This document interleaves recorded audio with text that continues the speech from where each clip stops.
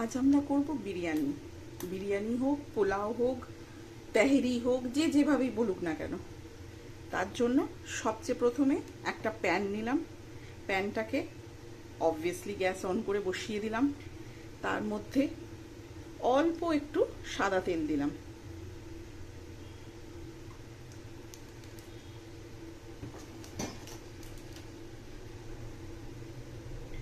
সাদা তেলটা একটু গরম হলে তাতে আমরা অল্প একটু ঘি দেব। আমি এখানে পতঞ্জলির ঘি ইউজ করছি। যে যে ঘি পছন্দ করে সে সেই ঘি দিয়ে দেবে। এগুলো গরম হলে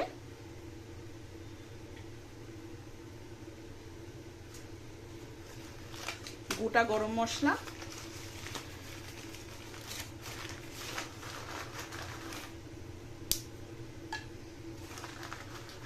দারচিনি, এলাচ, স্টার এনিস ফেনিস দেওয়ার দরকার নেই, মানে কি সেগুলো বিরিয়ানির মশলাতেই থাকবে। গোটা গরম মশলা দেওয়ার পরে এখানে আমি পেঁয়াজ কুচিয়ে রেখেছি। পেঁয়াজ বাটা দেওয়া যেতে পারে, পেঁয়াজ কুচানো দেওয়া যেতে পারে। কুচানোতে বেশি টেস্ট হবে। পেঁয়াজ কুচি দিয়ে দিলাম।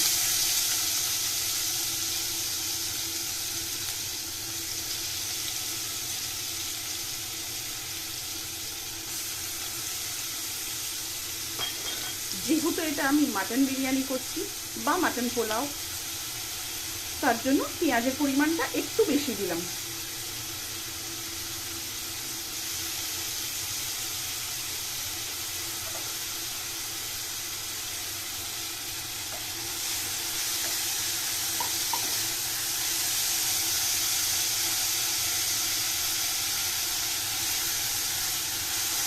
পেঁয়াজটা হালকা হালকা করে নাড়বো, একটু লাল হবে ততক্ষণ পেঁয়াজটাকে ভাজতে হবে, অল্প একটু লাল হওয়া অবধি।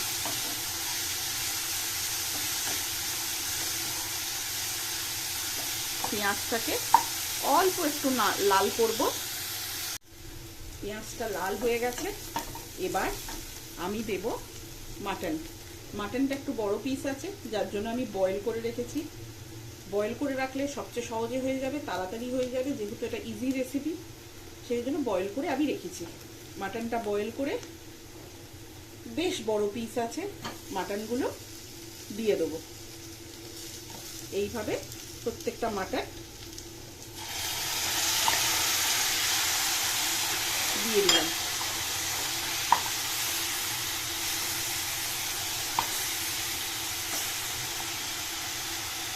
মাটন দিয়ে অল্প একটু নাড়াচাড়া করব, যাতে অল্প হালকা একটু মাটনটা ফ্রাই হয়ে যায়। তার একটা আলাদা ভালো স্বাদ হবে। তোমরা ট্রাই করে দেখতে পারো।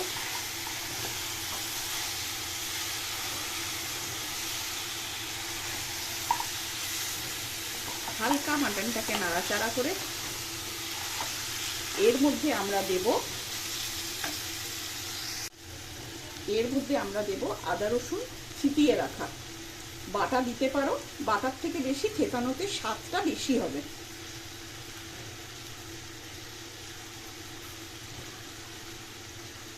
আদা রসুন ছিটিয়ে রাখাটা দিয়ে দিলাম। আদা রসুন দিয়ে অল্প একটু নাড়াচাড়া করে, একটু যাতে আদা রসুনের গন্ধটা কেটে যায়, অল্প একটু নাড়াচাড়া করবেন। প্রয়োজন হলে মাটন স্টক বা জল যা হোক কিছু দিতে পারেন, কোনো ব্যাপার না।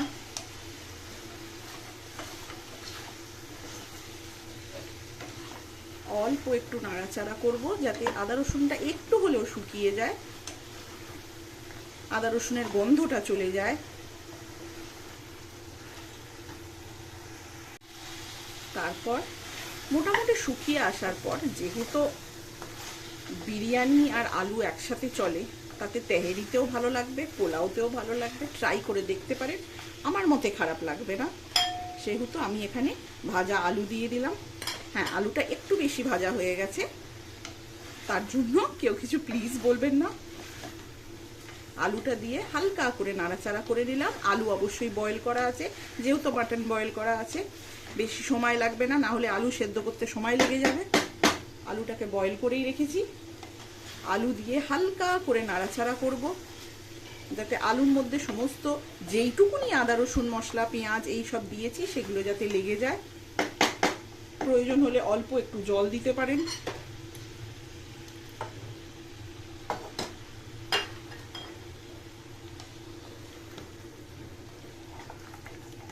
জল দিয়ে নাড়াচাড়া করে এবার আমি একটু জল দিয়ে জিনিসটাকে কিছুক্ষণ রসটা যাতে আদা রসুনের রসটা যাতে মাটনের মধ্যে ঢোকে সেই জন্য অল্প একটু জল দিয়ে অল্প একটুখানি নুন দেব।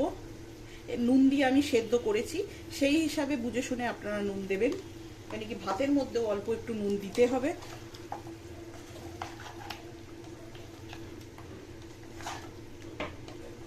অল্প একটু নুন দিয়ে এটা কিছুক্ষণের জন্য চাপা দিয়ে দেব, যাতে মাটনটা এবং আলুটায় ভালোভাবে রসটা ঢুকে যায়, সেগুলো একটু টেস্টি হয়ে যায়। অল্প কষিয়ে নেওয়ার পরে যখন দেখবেন মোটামুটি তেল বেরিয়ে গেছে,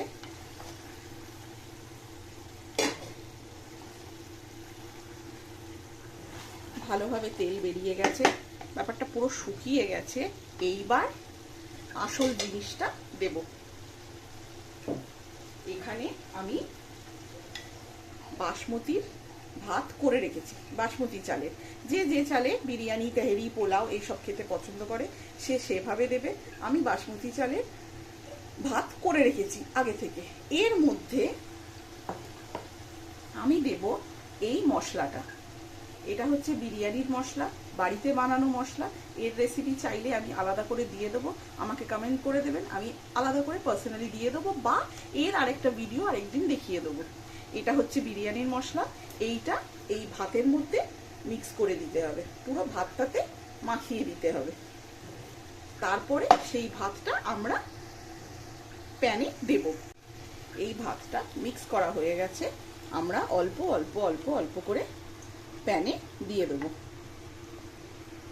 আরামসে আরামসে প্যানে দিয়ে দেবো, যেটাতে আমরা মাটন আর আলুটা কষাচ্ছিলাম। নিয়ে হালকা হাতে এটা মিক্স করব। তার আগে অল্প একটু এতে নুন দেব পরিমাণ মতন,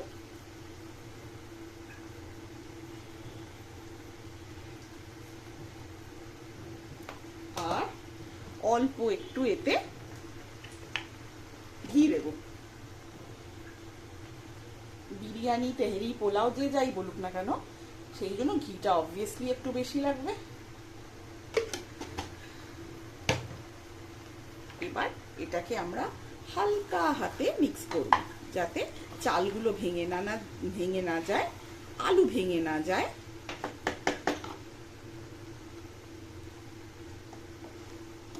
সুন্দর করে হালকা হাতে আমরা এটাকে মিক্স করব। সবচেয়ে সহজ পদ্ধতি হচ্ছে এইভাবে করা, সবকিছু সেদ্ধ করে নিয়ে জাস্ট মিক্স করা। টেস্টে কোনো ডিফারেন্স হবে না, ভালোই হবে। এরম ভাবে হালকা হালকা হাতে আমরা জিনিসটাকে মিক্স করে দেবো। মিক্স করার পরে কেওড়া জল দেয়া যেতে পারে, গোলাপ জল দেয়া যেতে পারে।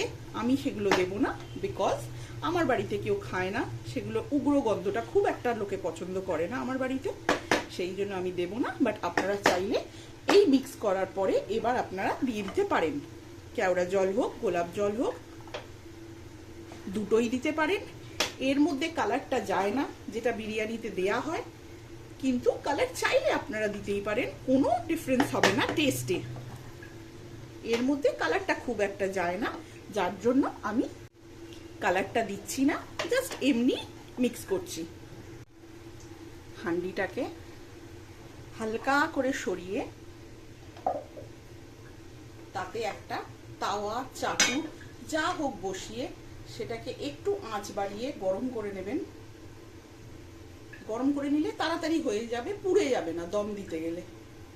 সেটাকে তারপরে চাটুটা গরম হয়ে গেলে এইভাবে হান্ডিটা রেখে হান্ডিটার ঢাকনা দিয়ে হালকা করে ফর 5 মিনিটস ম্যাক্স বা 2-3 মিনিটস হলেও হবে, হালকা করে দম দেওয়াবেন। দমটা হয়ে গেলে আঁচটাকে অফ করে অ্যাটলিস্ট ফর 10 মিনিটস এটাকে স্ট্যান্ড বাই রাখবেন, তারপরে খুলবেন।